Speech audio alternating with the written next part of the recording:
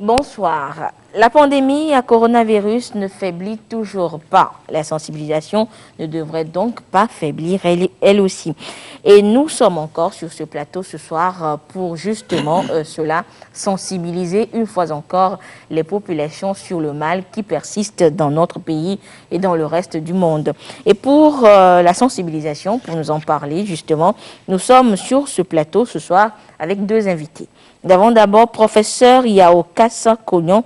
Il est professeur agrégé de santé publique et en épidémiologie, ancien fonctionnaire de l'Organisation mondiale de la santé, OMS, à la retraite. Professeur Kassa Kognon, bonsoir. Bonsoir et merci pour l'invitation. Je vous en prie. Et nous avons également Dr Kofi Agbitiafa. Il est directeur préfectoral de la santé de Golfe, également chef traditionnel de Baie Souzamé. Togbi, docteur, bonsoir. Bonsoir, Madame Anita, bonsoir à tous les téléspectateurs.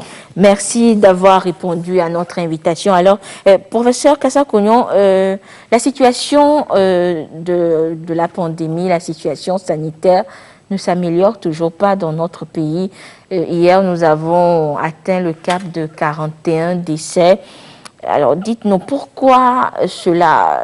C'est vrai qu'il y a un temps, vous étiez sur ce plateau avec nous. Nous étions à un bilan pas trop grand comme celui-ci. Et depuis plusieurs semaines, on note que la contamination, les cas positifs augmentent de jour en jour. Les décès également, arrivés à une quarantaine. Alors, qu'est-ce qui se passe, professeur? Peut-être avant de dire qu'est-ce qui se passe, je fais un premier bilan.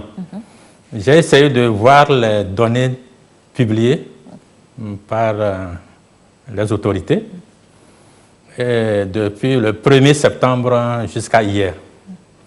Et j'ai constaté à peu près 202 cas depuis le mois de septembre. C'est-à-dire j'ai pris à peu près 2 semaines et demie pour pouvoir mieux voir quelle est la tendance. Voilà. Donc, quand on regarde ces données, on se rend compte que la préfecture du Golfe seule a déclaré à peu près 48% des cas sur les 202 là. Oui. Suivi de la préfecture d'Agoué où il y a eu 41 cas. Et en troisième position, on a la préfecture de la Kosa avec 13 cas. Maintenant, quand on prend la préfecture d'Agoué, ça fait 20,3%.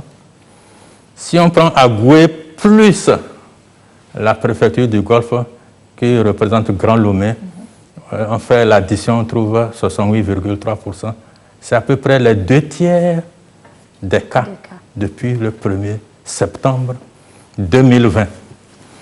Alors que la population de ces deux préfectures ne fait pas les 2/3 de la population togolaise. Donc, c'est dire que...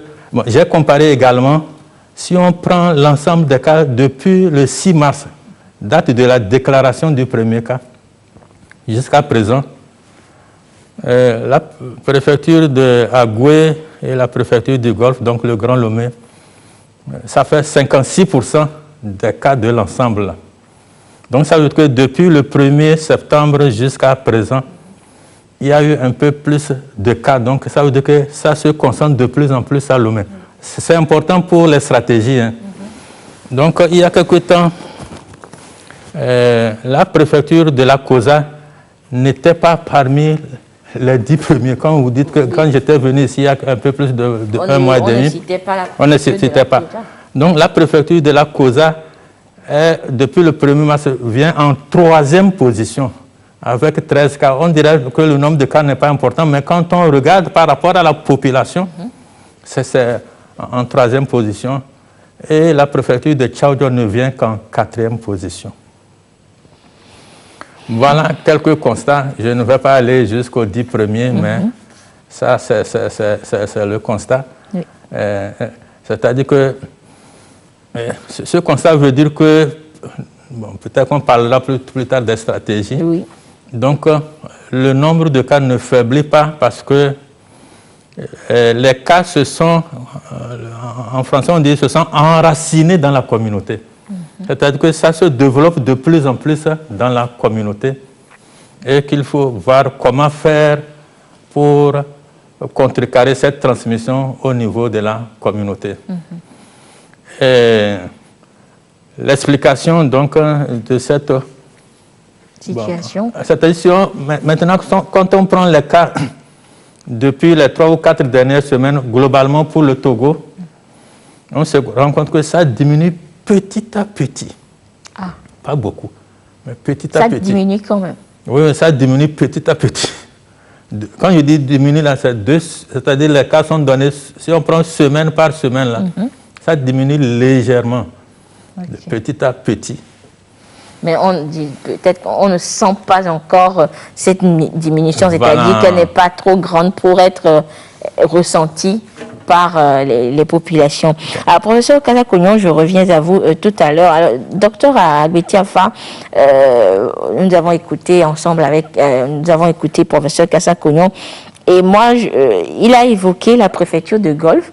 Alors, docteur, vous êtes justement directeur préfectoral de la santé Golfe. Alors, dites-nous, quelle est la situation à ce niveau? Oui, ben, merci beaucoup. Non, comme mon maître vient de le dire tout à l'heure, c'est une analyse parfaite que mon maître a faite. Et pour ajouter à ce qu'il a dit, c'est que la préfecture du Golfe, qui est le cœur de Lomé, a aussi certaines particularités.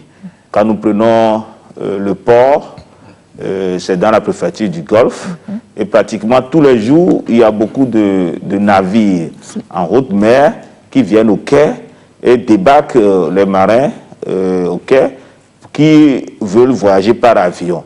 Et comme la politique nationale exige que tout voyageur qui veut partir doit obligatoirement faire le test et avoir le test négatif avant d'avoir l'autorisation de monter dans l'avion ou bien d'embarquer. Donc chaque jour, nous faisons des prélèvements sur les marins. Donc parmi les marins là, nous avons aussi des cas positifs. Il en est de même pour l'aéroport international Gnassingbé-Yadema, où les deux flux sont observés, c'est-à-dire ceux qui veulent partir, ils vont au niveau de l'ancien aérogare pour faire le test. Et parmi cette population aussi, nous avons des cas positifs et qui sont comptabilisés dans le compte de la préfecture du Golfe, puisque l'aérogare est dans la préfecture du Golfe. De la même manière, tous les voyageurs entrant sur le territoire sont soumis systématiquement à un test au niveau de l'aéroport. Et parmi eux aussi, nous avons aussi des cas positifs. Donc, ce sont ces éléments qui viennent aussi compléter en plus tout ce que mon maître vient de dire tout à l'heure concernant le nombre pléthorique des cas que nous avons dans la préfecture du Golfe. Et reporté sur l'ensemble, effectivement, la préfecture du Golfe seule fait pratiquement 44% des cas positifs. Donc, c'est des éléments. Aussi, nous avons la frontière de Kodovia-Kopé, aussi où les gens passent, ceux qui quittent Ghana pour venir au Togo, pour diverses raisons. Une fois qu'ils ont le laissez-passer ou bien l'autorisation de venir, peut-être parce qu'ils sont transporteurs de marchandises, puisque les frontières ne sont pas fermées pour les marchandises. Mais tant qu'ils vont passer un séjour au Togo, donc systématiquement, nous leur faisons le test au niveau de la frontière de Kodovia-Kopé et puis au niveau de la frontière de Ségbé. Donc, parmi ces gens-là aussi, nous trouvons des cas positifs. Donc, toutes ces, comment je pourrais dire, tous ces phénomènes-là, ou tous ces éléments dans lesquels nous arrivons à trouver encore des cas positifs viennent encore gonfler et effectivement la transmission communautaire que mon maître vient de dire tout à l'heure et qui font que vraiment la préfecture du Golfe est sur la vitrine. Voilà, disons qu'elle est sur la sellette. Alors, docteur Agbeti Alpha, vous, quelle est votre réaction en tant que professionnel de la santé quand vous voyez un peu cette courbe qui ne cesse de s'accroître, quand bien même on a une diminution, comme le professeur Kasa-Kognon vient de le dire? Quelle est votre réaction? Est-ce que vous êtes inquiet? Vous avez peur? Vous paniquez? Ou vous êtes serein?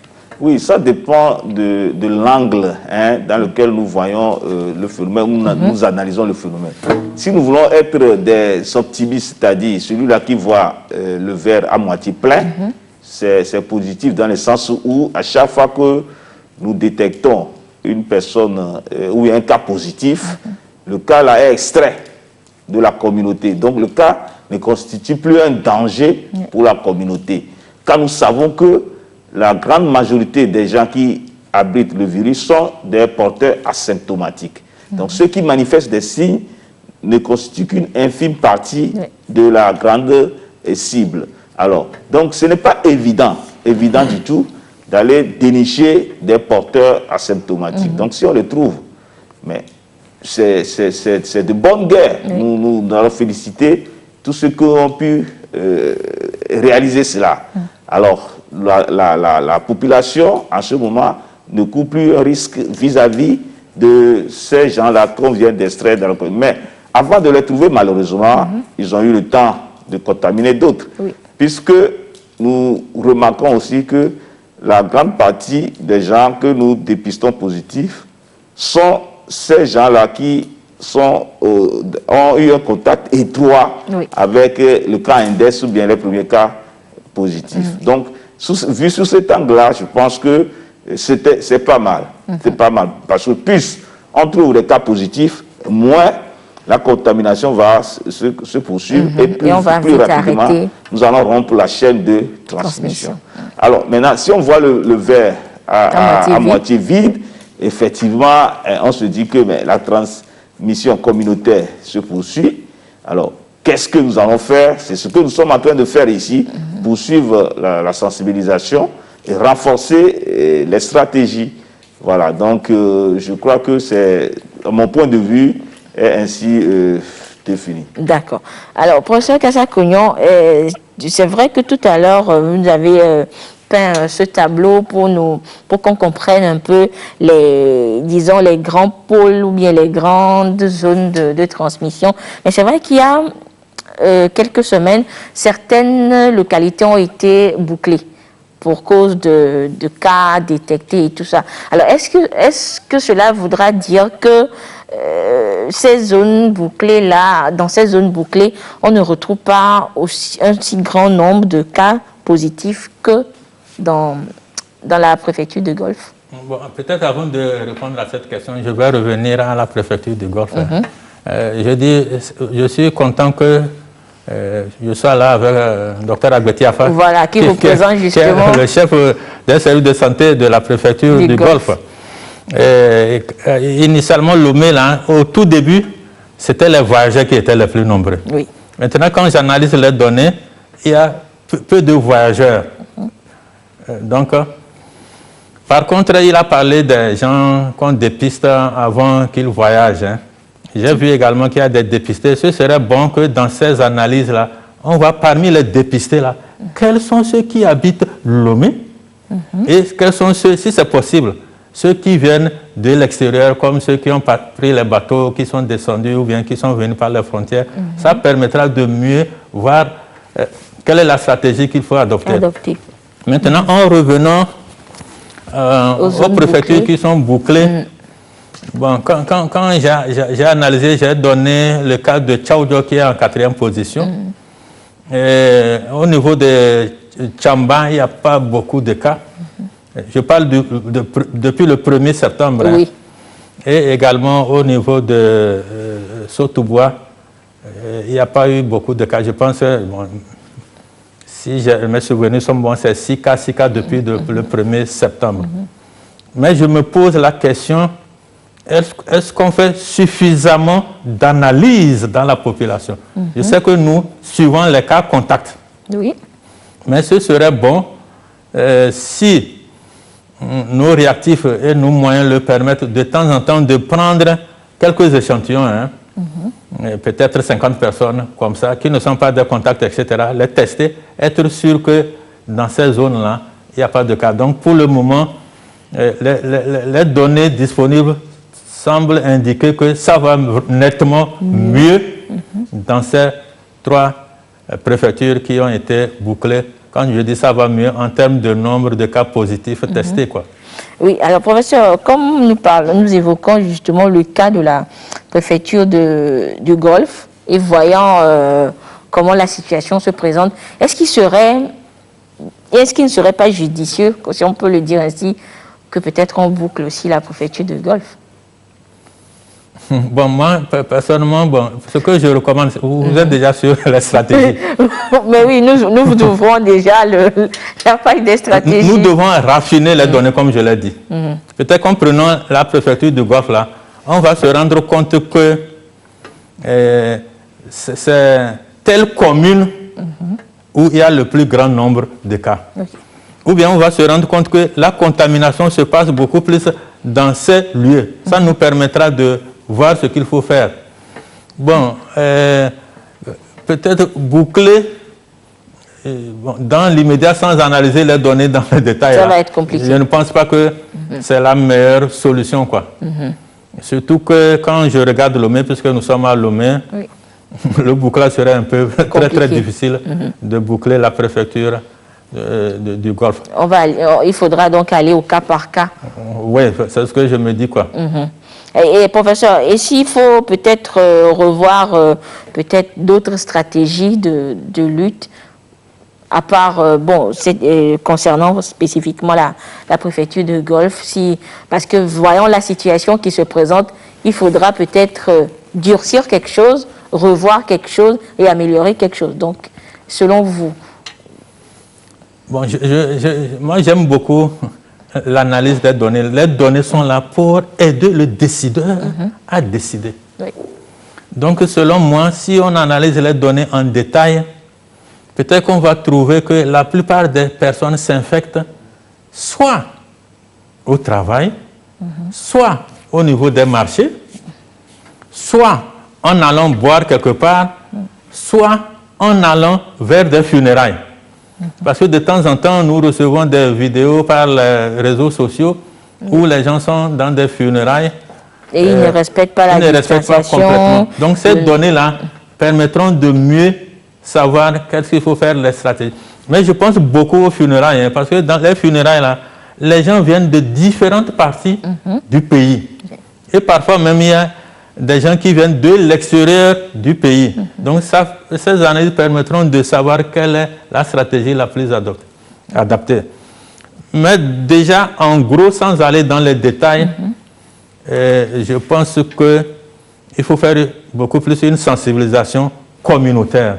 C'est-à-dire que nous sommes actuellement à la sensibilisation de masse, c'est-à-dire vous couvrez une grande masse.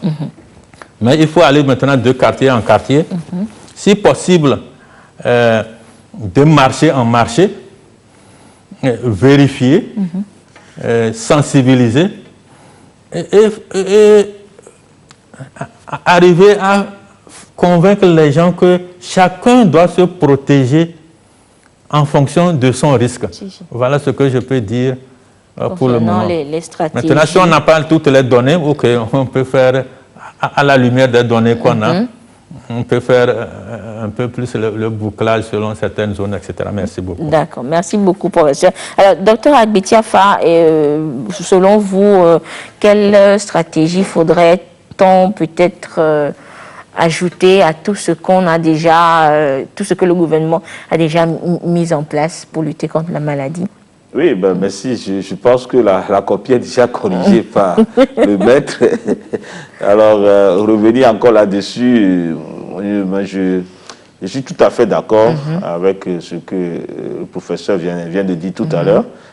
Naviguer à vue ne serait peut-être pas la meilleure stratégie, mais analyser de façon pointue les données, comme le professeur l'a dit, les données parlent.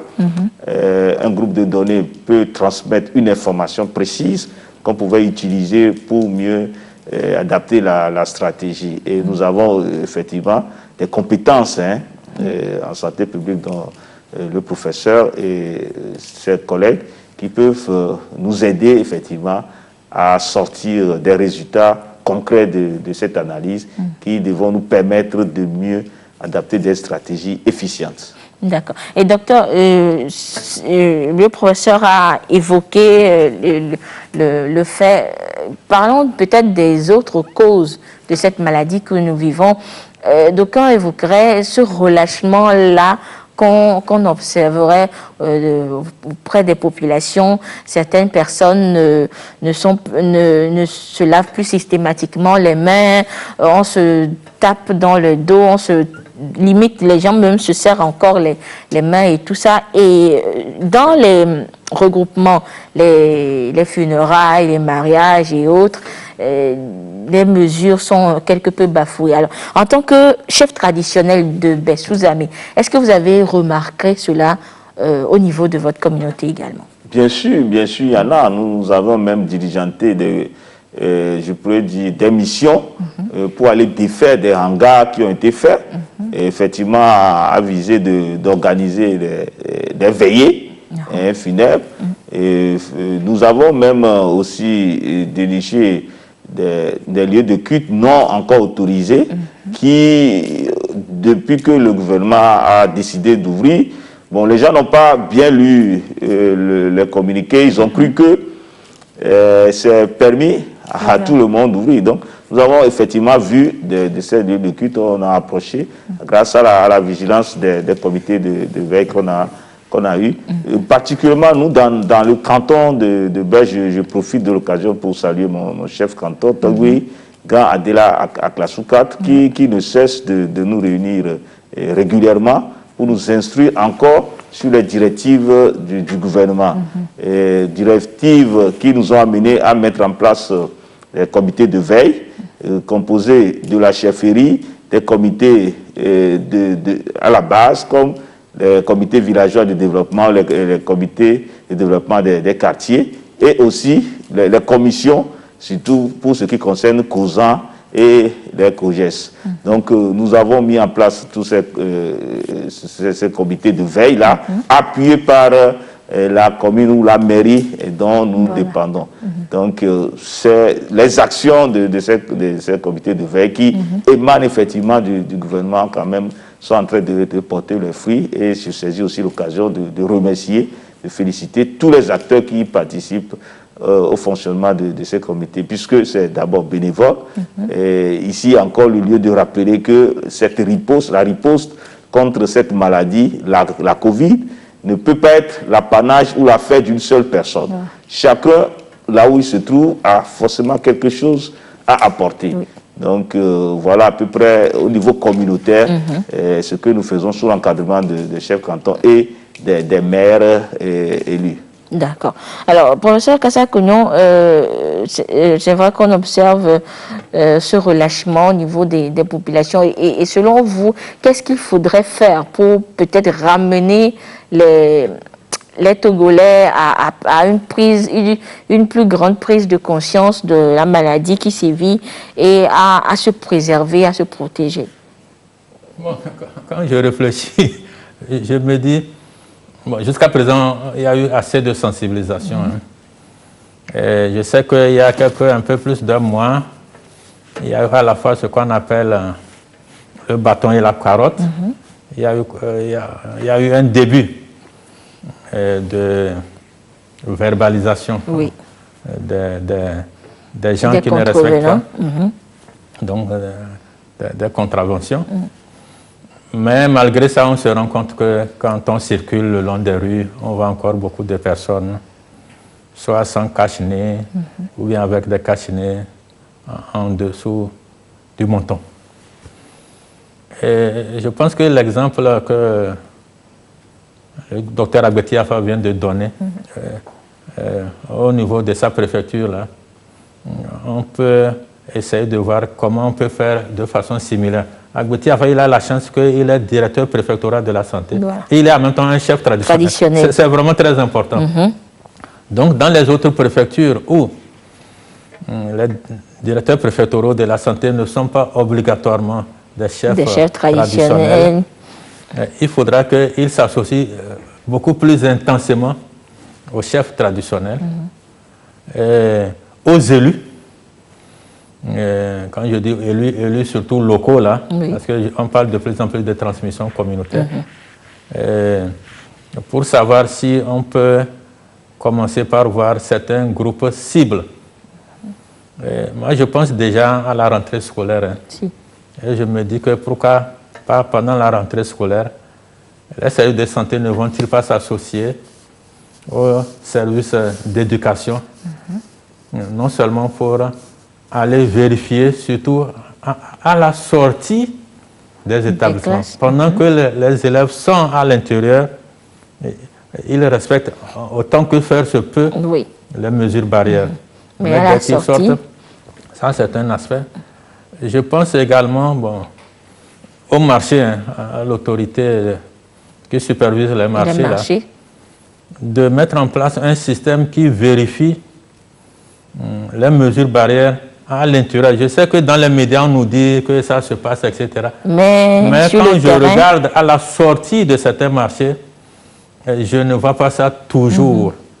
Et les marchés, heureusement que c'est en plein air, mais quand tu rentres à l'intérieur du marché, il y a des magasins qui sont confinés. Donc il faut que, c'est tous ces éléments-là qu'il faudra peut-être voir plus pour faire baisser le nombre de cas. D'accord. Je voulais dire, j'avais dit que le nombre de cas, ça baisse petit à petit, mais moi, personnellement, ce n'est pas la baisse à laquelle je m'attendais. Je m'attendais à une baisse de moitié chaque semaine. Une baisse considérable. Considérable, pour qu'au bout de 2 mois, on soit à un niveau très acceptable. Voilà, donc moi, je suis inquiet. Je ne peux pas dire que je ne vais pas voir le verre à moitié plein, mais je l'aurais voulu voir plus à moitié plein. D'accord. Merci beaucoup, professeur. Et parlons justement de la maladie qui sévit, les contaminations qui augmentent. Cette semaine, nous avons peut-être eu la chance d'écouter un ancien patient, un ancien malade de la maladie, on va dire, parce que depuis le début de la sensibilisation, depuis toutes les émissions que nous faisons, les retours, c'est que les téléspectateurs, les Togolais en général souhaiteraient peut-être écouter eux-mêmes une personne qui a vécu la situation et tout. Et heureusement, nous allons dire, nous avons suivi depuis mercredi le témoignage du ministre en charge des enseignements primaires et secondaires, M. Afo Atchadedi, qui a été malade du Covid et qui a été guéri. C'était lors de la conférence de presse de la Coordination nationale de riposte. Nous allons vous proposer une fois encore de réécouter le ministre Atchadedi et nous revenons sur ce plateau pour que nos invités nous donnent leur appréciation de ce témoignage-là.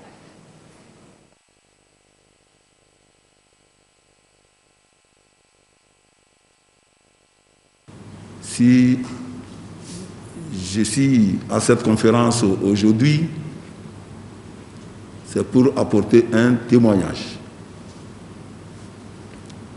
Vous m'avez posé la question de savoir, est-ce des rumeurs ou réellement j'ai été infecté? Et je vous annonce et je vous confirme que j'étais infecté par le virus. J'ai été infecté par le virus. Et j'ai fait la maladie, parce qu'il y a des porteurs sains, je peux dire, des porteurs asymptomatiques. Mais moi, j'ai eu les symptômes. Et si je suis là, c'est pour témoigner et vous dire vous dire mon vécu. Et dire à toute la population que le virus, il est là, que c'est une réalité. J'ai été indisposé, j'avais un palu que je traitais pendant 8 jours. Il m'est arrivé d'avoir des fractions de secondes de vertige, de quelques fractions de secondes.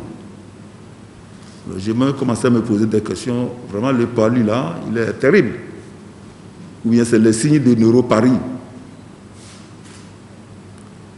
Et ça a duré 8 jours. Lundi, à 13h30, 14h, j'étais à mon bureau, j'ai senti un froid. J'ai commencé à sentir froid, j'ai éteint la clim. Bon, jusqu'au soir, je ne me sentais pas bien. Je me dis, le palu là, il s'accentue. Mardi, pareil. Mercredi, nous étions à une manifestation où il y avait du monde. Vers 16h, j'ai commencé à avoir sérieusement des vertiges. Comme c'est au sein de la population, je me suis dit, il ne faut pas que je tombe ici. J'étais avec mon collègue, un collègue ministre, et je lui ai demandé de m'accompagner à ma voiture. Et pour marcher de là à ma voiture, j'ai dandinais. J'ai pu arriver à ma voiture, je suis rentré directement chez moi. Vers 18h30, moi qui avais froid, maintenant j'ai chaud. Je mets la clim à fond. Malgré ça, je transpirais. Et j'ai demandé à mes garçons, 2 garçons, la clim ne suffisait pas. Il fallait prendre des éventails parce que j'avais besoin d'air. J'avais le vertige intensement, je transpirais et à un moment donné, j'ai commencé à avoir mal au ventre, comme si je sentais la diarrhée. Et ça s'accentuait. Je me suis levé pour aller aux toilettes. J'ai dandiné ma tenue pour arriver aux toilettes. J'ai passé 45 minutes aux toilettes. Et pendant ce temps, on continuait à me ventiler. Je peux dire heureusement, j'ai pu faire les selles. Et tout d'un coup, après 5 minutes, je me suis senti soulagé. Le vertige est parti. Mais je me sentais très, très, très faible. J'étais très faible. Sensiblement que je vais appeler le coordonnateur, le colonel Djibril. Je l'appelle pour lui dire, depuis plus d'une semaine, je sens un palu. Ben, j'aimerais qu'il envoie quelqu'un demain matin pour me faire une goutte épaisse. Mais surtout, j'ai l'impression, je ne sais pas, il faut vérifier, mais il me faut faire un prélèvement, un test de Covid. C'est ainsi que le jeudi matin, il m'a envoyé 2 médecins qui sont venus me faire le prélèvement. Ils sont partis 8h, 8h30. Je suis parti au bureau, mais je me sentais vraiment très affaibli et j'avais mal. Mais j'ai travaillé jusqu'à 14h30, 15h. Et c'est là que je suis retourné à la maison pour aller me coucher. Le lendemain matin, vendredi, je reçois les résultats. Et c'est là que c'était avéré qu'effectivement, j'étais infecté par le virus. Alors donc, dès que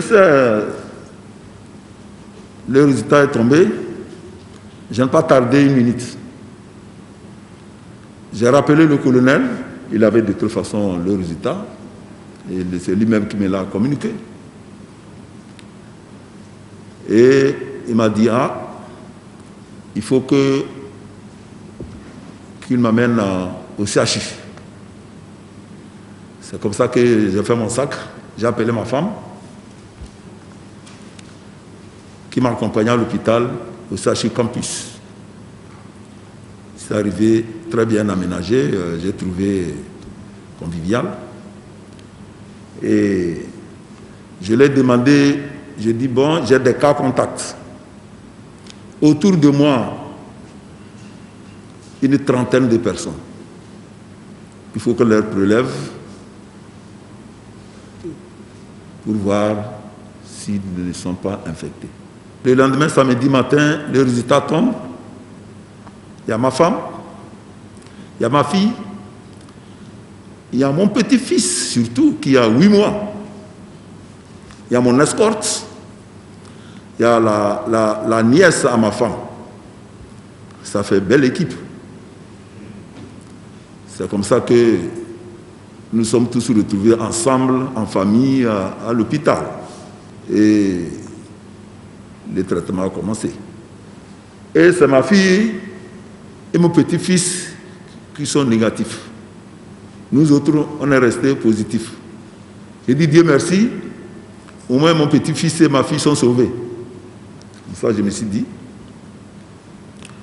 Après, il a eu un autre test 6 jours après. Ma fille redevient positive et nous on tombe négatif. Il y a un problème là. Elle était négative, pourquoi elle devient positive? 4 jours après, on a refait le test et tout le monde maintenant négatif. Je dis Dieu soit loué. C'est à partir de ce moment, en bon musulman, j'ai envoyé à la maison m'amener mon Coran.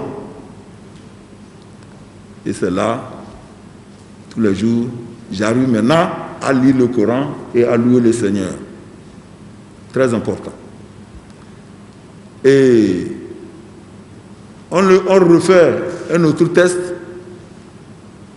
Nous tous, on était négatifs. Maintenant qu'on a refait un autre test, mon escorte devient positif.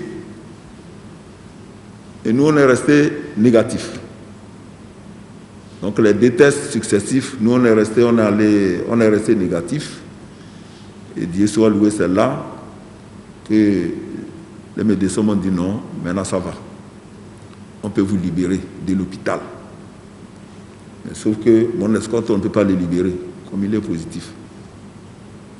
J'ai dit ok, nous, on est rentrés à la maison. Mais je me suis dit, comme mon escorte est resté positif, j'aimerais avoir un 3e test. Et on nous a fait un 3e test, 3-4 jours après. Et c'est ainsi que l'officier et mon escorte, et nous tous, donc 3 fois successifs, je suis resté négatif avec ma femme et mon enfant et puis sa nièce aussi. Voilà à peu près les étapes que nous avons suivies. Et pour dire que nous devrons prendre conscience, parce que j'entends des fois, surtout dans ma région,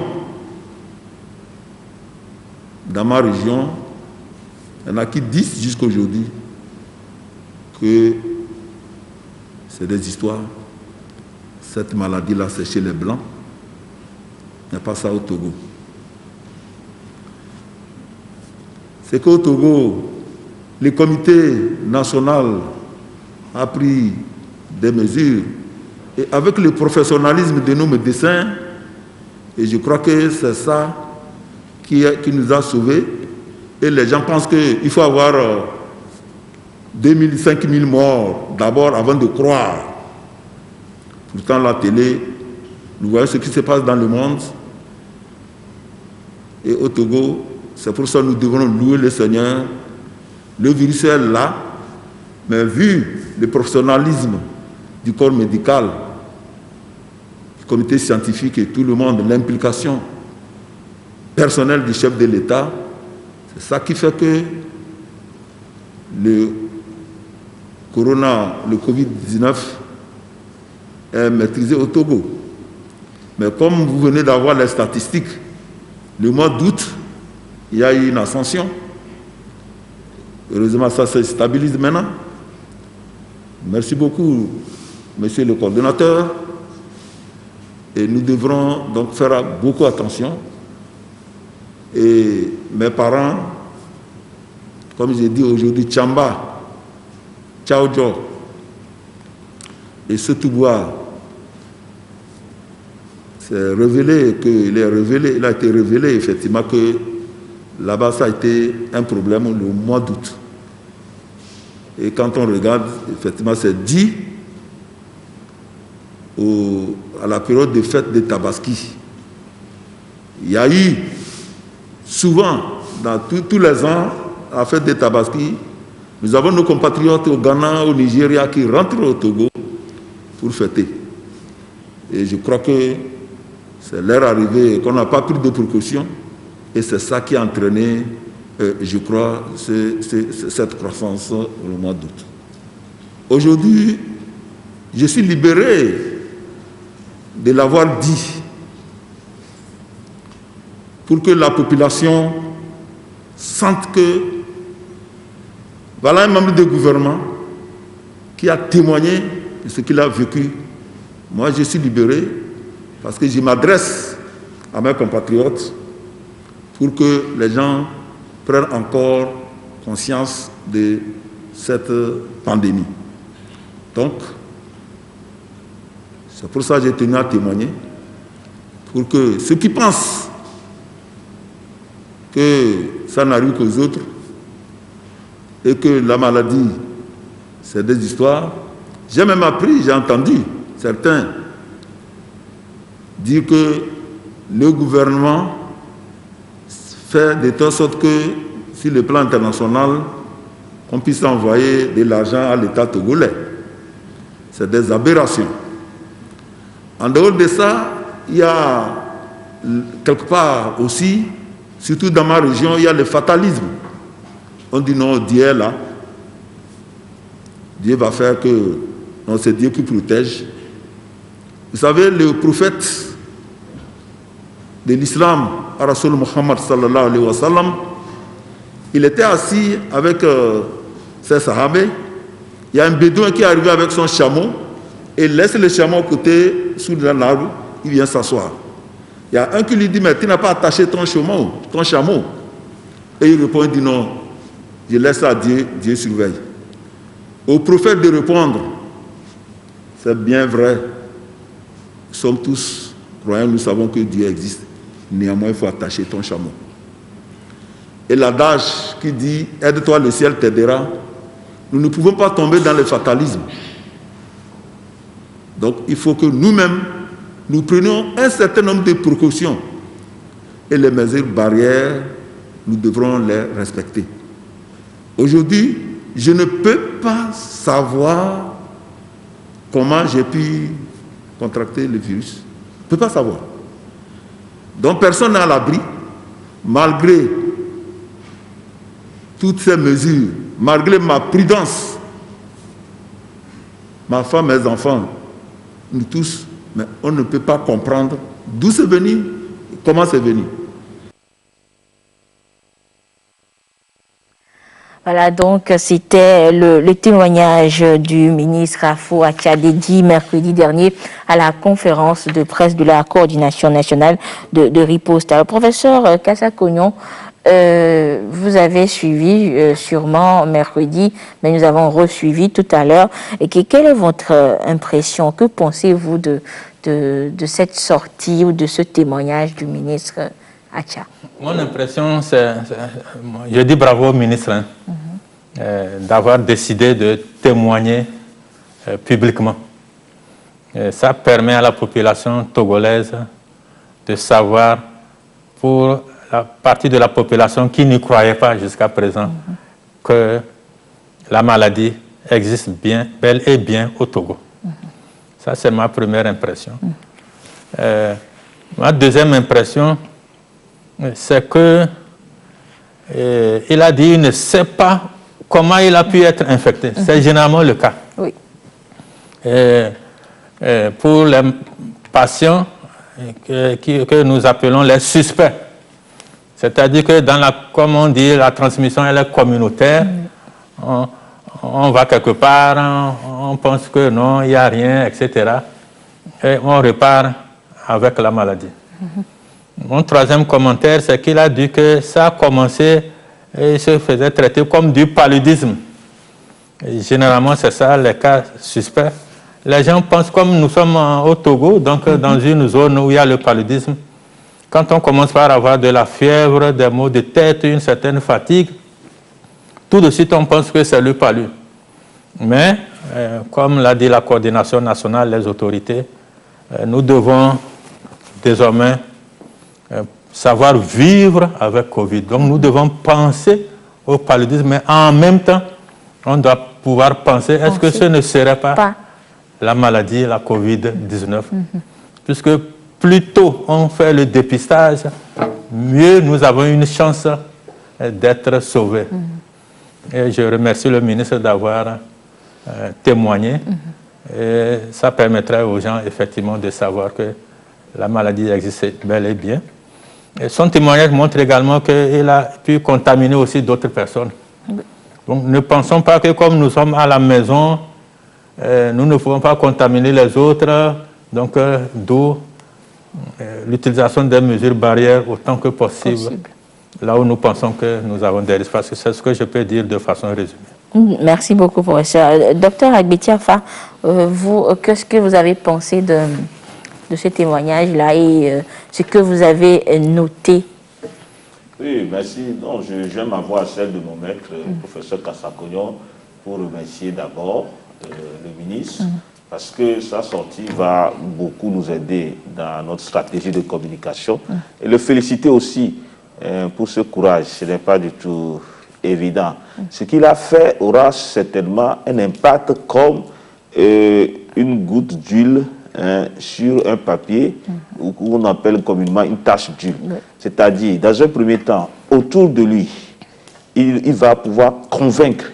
Et beaucoup vont être convertis en des personnes qui croient maintenant à l'existence de cette maladie. Les classiques, là, ceux qui encore doutent dans un cercle très fermé autour du ministre, vont, en voyant le témoignage du ministre, se ressaisir.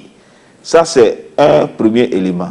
Le deuxième élément, maintenant, ce cercle-là va aller en s'augmentant. D'accord?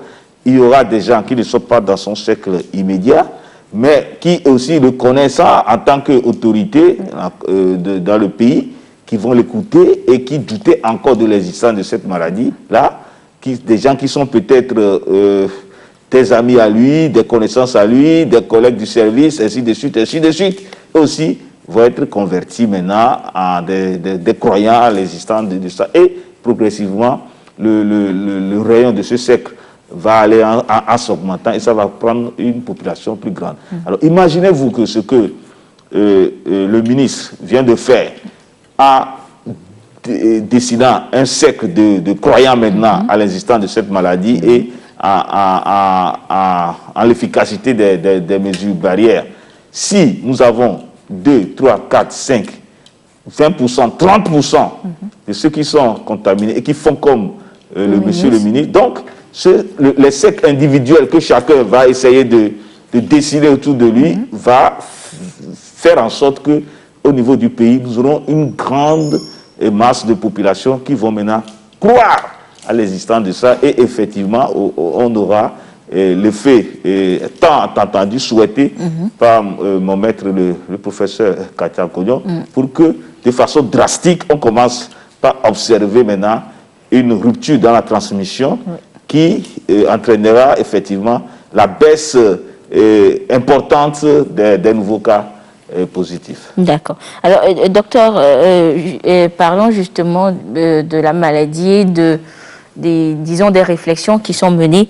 Nous avons appris récemment les essais cliniques qui débutent sur des humains avec des phytomédicaments. L'annonce a été faite par l'université de Lomé. Et vous, qu'est-ce que vous pensez de cette innovation-là? Mais il est à saluer. C'est une preuve de plus que l'université de Lomé est l'une des universités qui s'investissent dans la recherche. Parce que la recherche, comme vous le savez déjà, ce n'est pas chose facile. Ça demande beaucoup de ressources. Alors si aujourd'hui le Togo fait preuve de ça, c'est très bien. Et je peux vous rassurer que le Togo le fait sans faire trop de bruit autour. Oui. Ce n'est pas ce que nous avons observé dans certains pays, effectivement, où il y a eu tellement de bruit, qui a fait carrément un effet rebond. Les gens ont pensé qu'ils ont la solution maintenant de la maladie parce qu'on a déclaré que le chef de l'État même est allé dire, voilà, et nous, on a trouvé le remède miracle, ainsi de suite. Alors, il y a eu un laxisme, un relâchement total dans le pays et aujourd'hui, ben, les gens se mordent les doigts. Le Togo, il est prudent. Nous avons nos maîtres, dont le professeur Kasa Kounian, que je salue ici, le professeur Iou, le doyen de la faculté des sciences et de la santé. Donc, tous ces gens-là sont impliqués dans cette recherche-là, mais ils le font à bas bruit. Oui. On n'entend plus rien. Les gens se demandent, mais est-ce que les recherches se poursuivent encore? On va sur les antennes, on fait des émissions, les gens nous posent des questions. On est sûr qu'il y a du travail de qualité qui se fait en dessous. Et progressivement, quand ils atteignent un certain niveau de recherche, ils sortent un tout petit peu, une petite communication, et puis ils se retirent. Et le travail de qualité se fait. Des fois, il faut le savoir que le silence aussi, c'est une manière de communiquer. Alors, professeur Kasa Kounian, qu'est-ce que vous pensez de, disons, de cette nouvelle démarche de l'Université de Lomé dans la recherche des solutions, justement, à cette pandémie que nous vivons? Bon, je pense que c'est également une très bonne chose. Hein. J'ai suivi la méthodologie, elle est correcte. Et tel que j'ai suivi, ils suivent la méthodologie scientifique universelle qui va aboutir, si tout va bien, à présenter ça chez des experts indépendants qui vont dire « Ah, ça se passe bien » ou bien « Ok, ce que vous avez fait, ce n'est pas bon ». Donc, je connais également la qualité des ressources humaines au sein de l'université. Je sais qu'il y en a, ils vont bien suivre la méthodologie et le travail. Par contre, je ne sais pas si ils auront suffisamment les appareils nécessaires ou s'il y aura lieu de collaborer avec certaines universités à certaines phases du développement de ce qu'ils sont en train de faire. Maintenant, j'ai peut-être un commentaire, puisque c'est le phytomédicament. Oui. Et quand j'ai suivi, je pense qu'il y a certains phytomédicaments qui sont à base d'artémisine. Oui.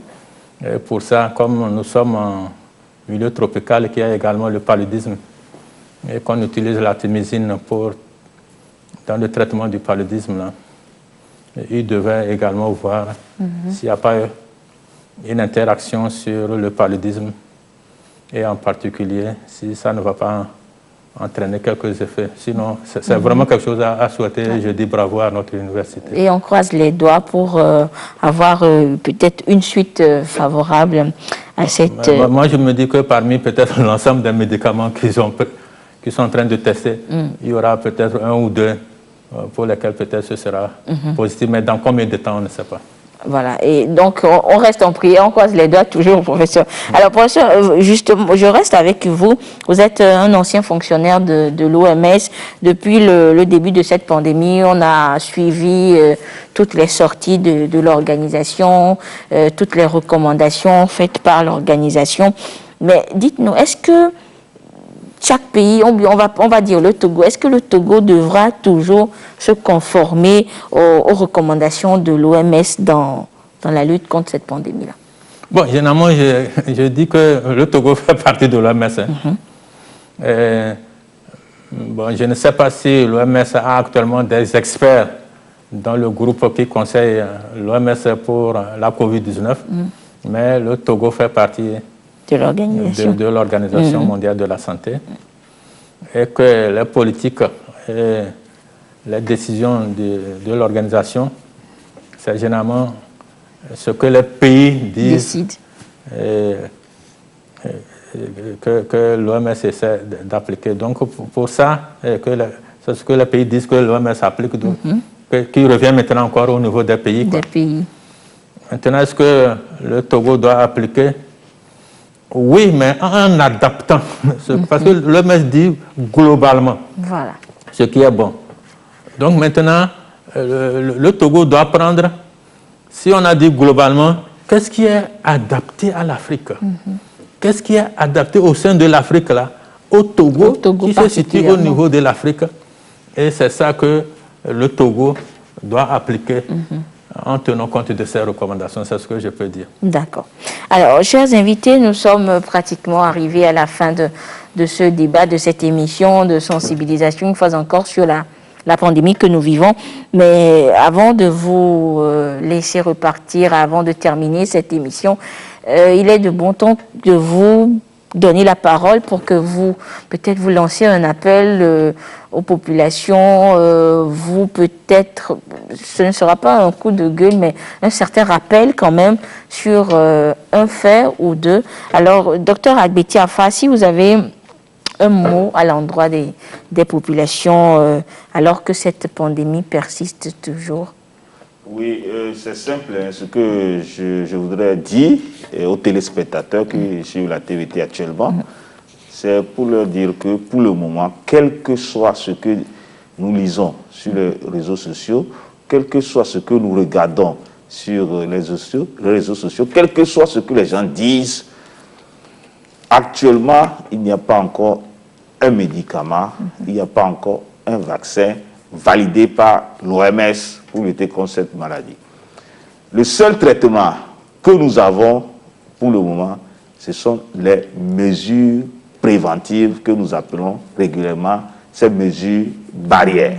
Faisons confiance totale en l'application stricte et rigoureuse de ces mesures-là. Comme le disent nos anciens, nos ancêtres le disent souvent que l'animal qui est dans l'enclos est difficilement accessible aux chasseurs. Faisons des mesures barrières, nos enclos.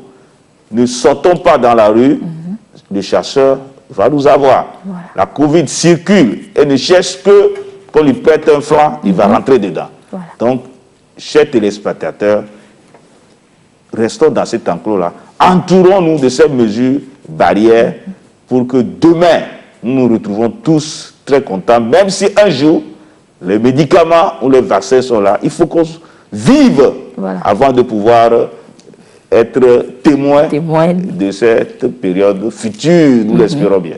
Merci beaucoup, Dr Kofi Agbeti Afa, je rappelle, qui est directeur préfectoral de la santé et golf, mais également chef traditionnel de Baie, sous Amé. Professeur Kassa-Kognon, votre mot à l'endroit des populations. Oui, ce que je voudrais dire, c'est que nous, Togolais, nous sommes capables de maîtriser la maladie au Togo. Les données le prouvent. Parce que vers la fin du mois de mai, quand on analysait les données, nous étions pratiquement en train de contrôler la maladie avec les mesures barrières que le gouvernement avait mises en place. Mais malheureusement, à partir du mois de juin, avec le déconfinement de certains pays limitrophes, la maladie est revenue au pays, donc au Togo, et avec le relâchement que nous, en tant que population togolaise, on a dans l'application des mesures barrières, c'est reparti à la hausse jusqu'au mois, entre août, jusqu'au mois d'août et juillet. Mais maintenant, comme je l'ai dit, depuis le mois de septembre, comme nous sommes capables de le faire, si nous appliquons vraiment les mesures barrières là, je pense que nous pourrons venir à bout de cette maladie. Mais dans combien de temps, je ne peux le dire, mais appliquons et puis on verra. Merci beaucoup. Respectons les mesures barrières. Merci beaucoup, professeur Yao Kassa-Kognon. Je rappelle que vous êtes professeur agrégé de santé publique et d'épidémiologie, également ancien fonctionnaire de l'Organisation mondiale de la santé, OMS, à la retraite. Merci, chers téléspectateurs, de nous avoir suivis. Vous l'avez donc compris, un seul geste ou une seule prévention, un seul mot d'ordre pour lutter contre le coronavirus au Togo, le respect scrupuleux des mesures barrières. Et nous espérons que nous vous avons permis une fois encore de toucher du doigt l'importance du respect de ces mesures barrières. Merci de votre fidélité à la télévision togolaise. Nous vous donnons rendez-vous vendredi prochain pour un autre thème, pour une autre émission, toujours sur le coronavirus. Et nous vous proposerons sûrement le bilan de 6 mois de lutte contre la pandémie au Togo. Excellente suite de nos programmes. Au revoir.